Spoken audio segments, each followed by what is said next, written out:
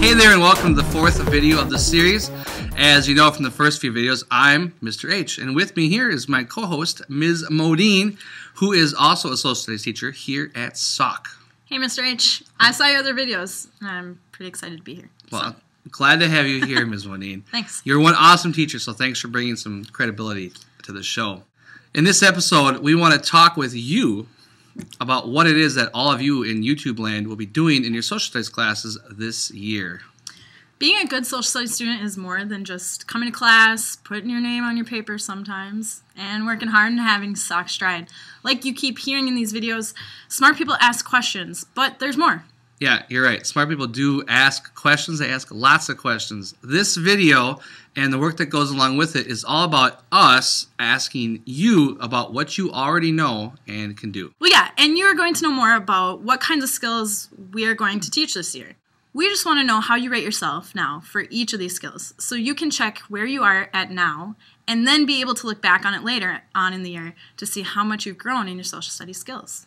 Right, because social studies skills are life skills. Social studies is everywhere you turn. Nothing happens in this world that does not involve social studies. And for all you parents watching out there, the paper your child fills out with this video will be part of our conversation at conferences, so please make sure that your child is both detailed and honest. And it's okay if you don't have these skills yet. We're going to teach them to you this year, so it's all good. All right, so get out the paper. Oh, you ready, Mr. H? Yeah, how do we want them to do this? Get out the paper we gave you in class on Monday and fill it out as we go through each of the skills. Yeah, you can stop or pause the video in between each segment. You can work on the paper and then hit play for the next one, or you can do it all at the same time. All right, enough talking, H. Let's get on with it. Here we go. Okay, number one is turning thoughts into words, sentences, paragraphs, and essays. This one is all about your writing. When we ask you to think deeply, can you turn those thoughts into words? You probably know what you want to say, and you might even be able to say it, but can you put those words on paper in an organized way? This is a lot like that final step of the scientific process, which is sharing results.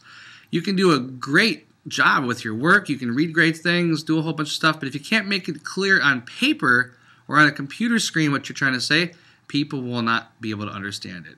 So score yourself using the 1 to 5 scale, and then give some details on why you gave yourself that score. And it's okay if you're 1, and it's okay if you're 5. Just back up what you think. Remember, you need evidence to support everything that you say. Exactly. So the second one is understand that events have multiple causes and effects. It's just like most events in history. There were a ton of causes to, let's say, World War II. And there's even more effects to World War II. It wasn't like Pearl Harbor just happened, we went to war, and it all just ended one day. Are you following along still? Yeah. All right, we're on number 3. Make a convincing, supported argument. This can be your words, or it can be in your writing, but either way, it's about making an argument that you can support with evidence and sources. Evidence and sources, right? Right. Okay. So, yeah, you can't just say, this is how it is because I said so and I'm always right. No, you can't say it like that. First of all, I might have said argument, but it doesn't mean you're shouting. Oh. And you're speaking intelligently, hopefully. You're giving your viewpoint, but you've researched what you're saying, so you can include your sources in your argument, and you have evidence. Oh, that evidence word comes up again. Yeah. So, yeah, because there's usually more than one right answer to every question. Going back to World War II, a person could make the argument that the Japanese started World War II in the Pacific, but another person could argue that the United States started it with some of their actions. Yes, and there's evidence and sources that support both. This is what historians do and what you are going to learn to do this year. So how well do you do it now? And write yourself. Right. Go for it. Number 4 is communicate thoughts and analysis using a variety of methods of sharing. Whoa, hold the phone. Time for vocab check. Vocab check!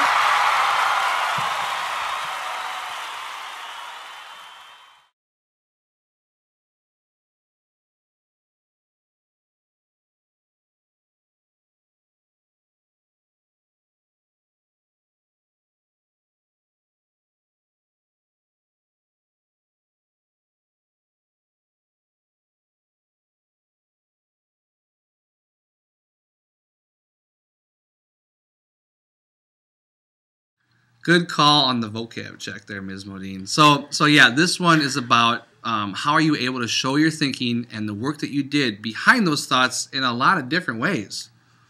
We talked about writing already, but can you write on more than just paper? Of course. You can write on Google Docs, you can post on a website or a blog, you can create a video like we're doing, a PowerPoint, a Prezi, a poster, you can make a performance, you can discuss in a group, you can present to a whole class, you could do plenty of different things. Yeah, and that's just not it. There's a ton of ways besides just those examples to present. But can you do those things to show what you know in a really solid way? Or if you can do some of them but not others, feel free to list that in the explanation box. Oh, I know how to do make a movie, but I've never written a performance before, something like that. So give us some details on what you know how to do and what you'd like to know how to do. Right.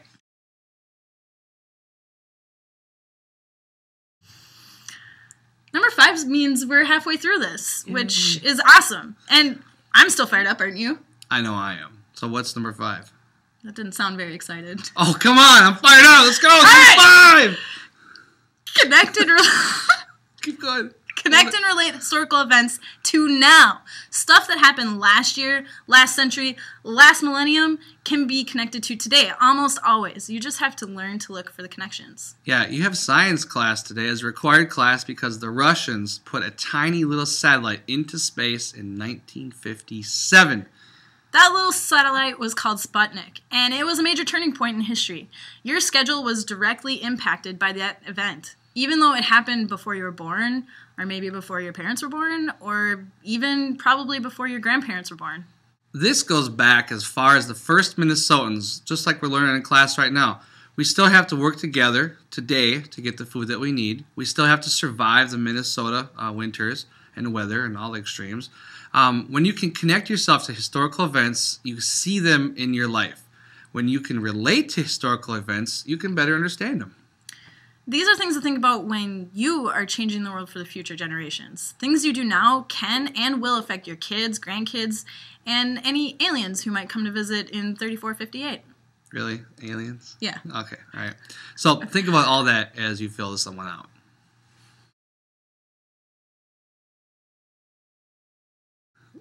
If I've said it once, I've said it a million times. Smart people ask questions. All of you are very smart people, but asking questions is not easy. Well, asking questions is easy, but asking really good questions about historical people and events is not easy. Remember, there's who, what, when, where, why, and how. And there's also a so what. What does it matter? Right, exactly. And there's just, there's more than just one of these questions to every historical event or person. So, like, you could say, who was Abraham Lincoln? Who were his influences? Who did he connect with the best? Who were his biggest opponents? And that's just for who. Asking questions about what you see can be tough. Asking questions about what you don't see can be even more difficult. And what might be missing is even tougher than that. Think about all that as you work on this one, and remember to be honest. It's okay if you're only at a 1 or 2 on this one, just like all the others. Yeah, asking questions is not easy, so be honest here. Now, remember that vocab check from a little while ago? Yeah. That word analyze is here again with analyze historical events and people. When you analyze something, you pick it apart. You look at the pieces, and you think about how all of those came together and how they relate to each other. You also look at how it's different from other things. Exactly. So what does that look like, Ms. Modine? I'm not sure of a good way to show this.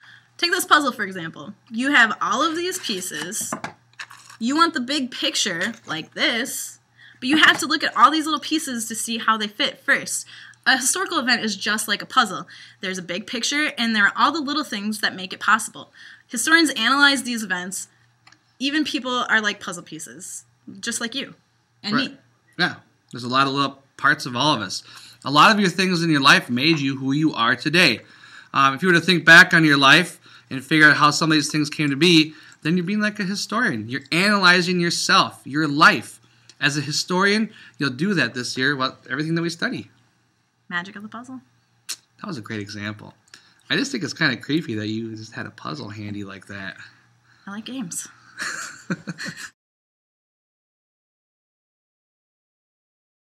It's number 8, better known as second to last. How well do you know how to gather a wide variety of primary and secondary sources? Guess what time it is? Time to hurry up? Well, yeah, that too, but also time for Vocab Check!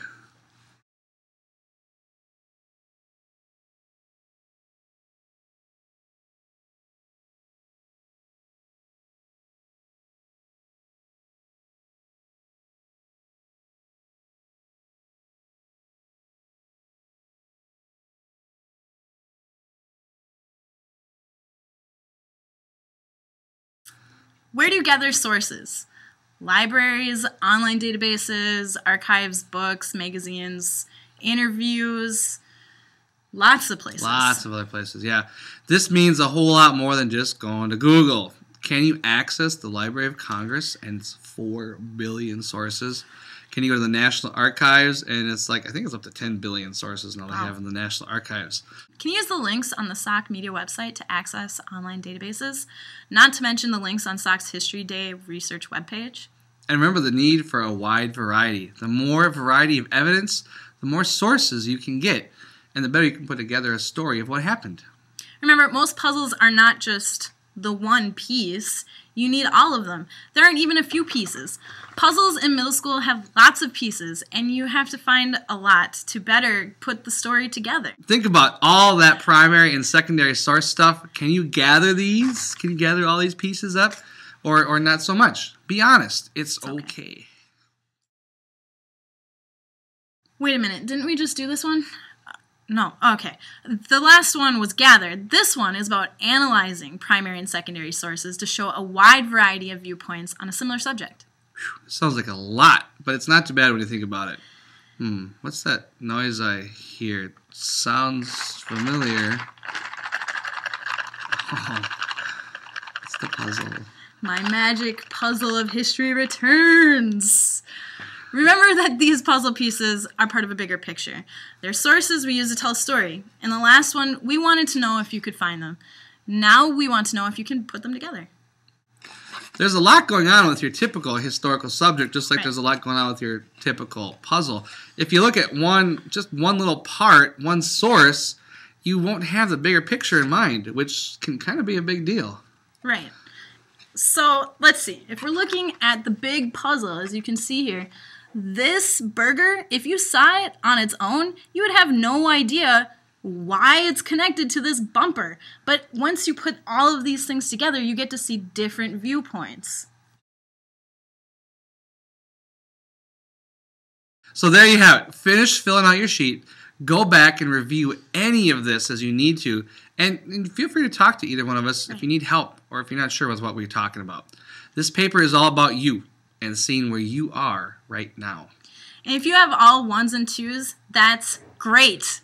It means that our job this year is to get all those numbers up, which is what we're going to do. When I say our job, I mean you and me, my students in my class, or you and Mr. H if you're in his class. Yep, knowing what you're expected to be able to do, knowing where you are at now, will help you get smarter this year.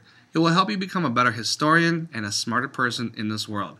These are the skills of historians, they're the skills of scientists, and they're the skills of successful adults.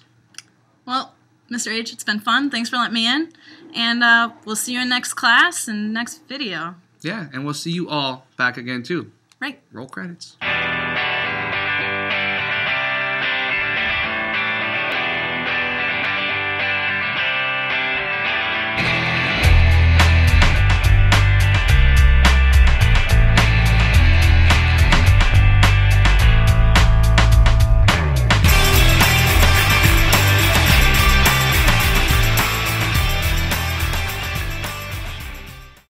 How was that? Good. I didn't Where put are you, anything though? in. I'm at the part where I just say whatever I want. Oh, you did awesome then.